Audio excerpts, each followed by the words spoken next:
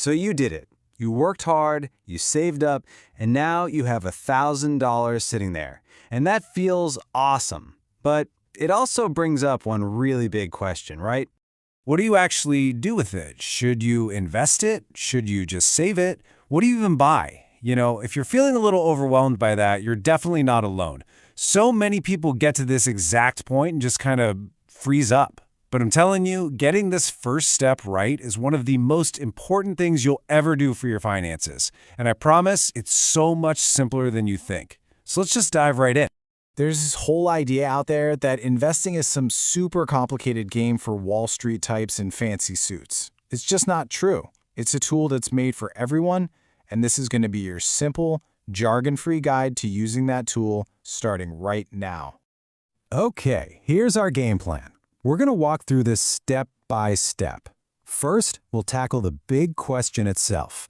Then we'll talk about protecting your money, super important. After that, we'll choose an account, figure out what to actually buy, and finally, my favorite part, putting the whole thing on autopilot. So before we get into the nuts and bolts of it all, we really need to set the right foundation. This isn't just about what you do with this one chunk of money. It's about building the right habits from day one that are going to serve you for the rest of your life. And to make sure we're totally on the same page, I want to make 3 quick promises to you. First, everything's going to be in simple language, zero jargon. Second, you're not going to find any get-rich-quick schemes here, just proven, solid strategies. And third, you are going to walk away with a real, actionable plan that you can literally start today. Okay, so here's the part that almost every beginner wants to skip to get to the fun stuff. But listen, this is the step that makes all the difference between people who succeed with investing and those who lose money right from the start. We have to protect that $1,000 first. And here's why this is so critical. If you don't have a little safety net, we're talking at least 1 month of your basic expenses saved up, you're not really ready to invest. Why? Well, because life happens, right?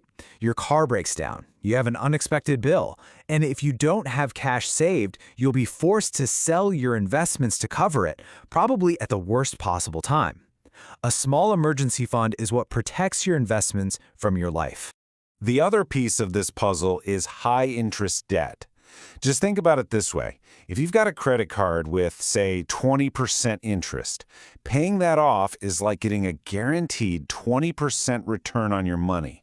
No investment can promise that.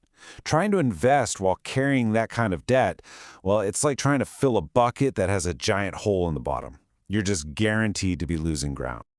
Okay, so your foundation is secure, you've got a little emergency fund, and you've tackled any high-interest debt. Now we can move on.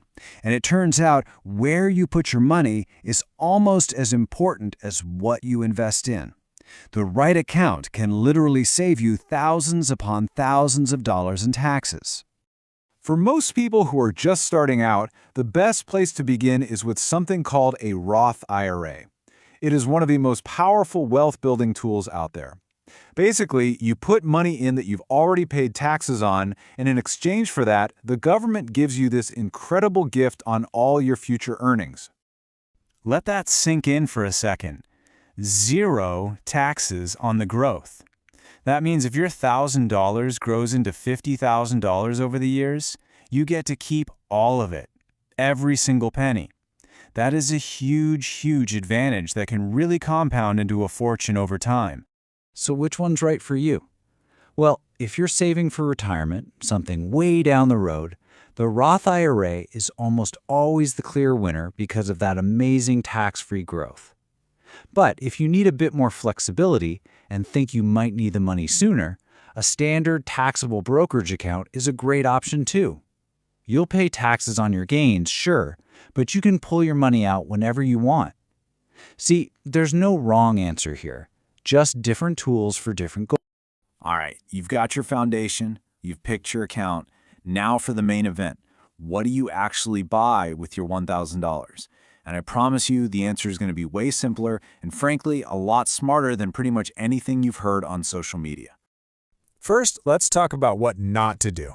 Please, don't buy a single stock just because your cousin mentioned it at a barbecue.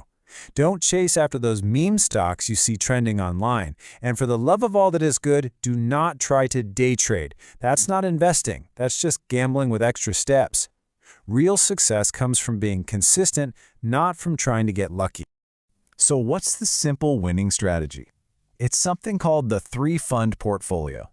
Now that might sound a little fancy, but all it really means is you're not putting all your eggs in one basket. Instead, you're buying a tiny little piece of thousands of companies all around the world all at once. And here's just how simple this can be. A really great starting point is putting about 65% in a U.S. stock fund. Basically, you're betting on the American economy. Then you put about 25% in an international fund because, hey, sometimes other markets do better than ours. That last 10% can go into bonds for a little stability, or if you're young, you could even put that 10% into stocks too for a little extra growth potential.